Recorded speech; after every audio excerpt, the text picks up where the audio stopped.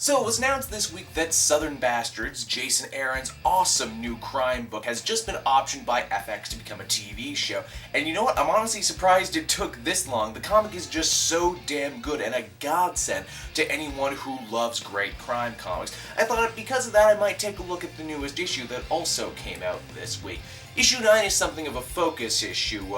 We get the point of view of the sheriff of Craw County, a character who we had seen earlier on in the Earl Tubbs segment, but this is all about him. He's been called in by Coach Boss to solve Big's murder. Now, I know you're probably thinking, but didn't Big kill himself? Well, yeah, he did, but Coach Boss just cannot take that for an answer. He assumes, as with all things, that this is football related.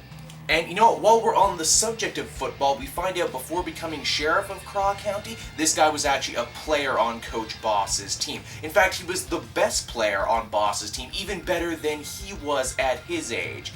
Unfortunately, though, he had a bit of a problem with his girlfriend and her sister. They don't exactly say what happened, but we can only assume that someone got hurt, got killed, or worse. And when he had gotten a scholarship to go play for Ole Miss, Coach Boss couldn't let that happen. He had higher plans for him, and that was to become sheriff of the town and someone to be in his back pocket. And even though he is in his back pocket, the sheriff isn't exactly Coach Boss's biggest fan. In fact, he's one of the few people who willingly speaks up against the crazy old guy. And when a bunch of the players get drunk and decide to take it to their cross-town rivals, he stops them, actually getting into a big fight, showing that he can handle himself even with a bum leg that cost him his scholarship. It's from all this I really got the feeling that the sheriff isn't so much a bad guy as just a guy who made a lot of compromises in his life, made a lot of bad choices and can't really stand to look himself in the mirror anymore. That's why it's a total gut punch at the end of the comic when we find out this dude, this depressive dude, actually has a family who seems to love him very much. Man, that is just so Jason Aaron.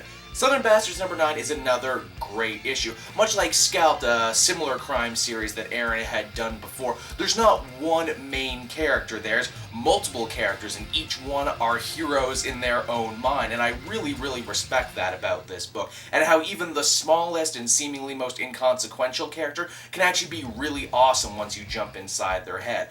It's no surprise then that they do want to make this out of a TV show, because I swear every issue feels like I'm watching a great series play out episode by episode. And oh man, the wait for the next issue, this is gonna be killer, I tell you what. Overall, I give this one a solid 8. This was a good book.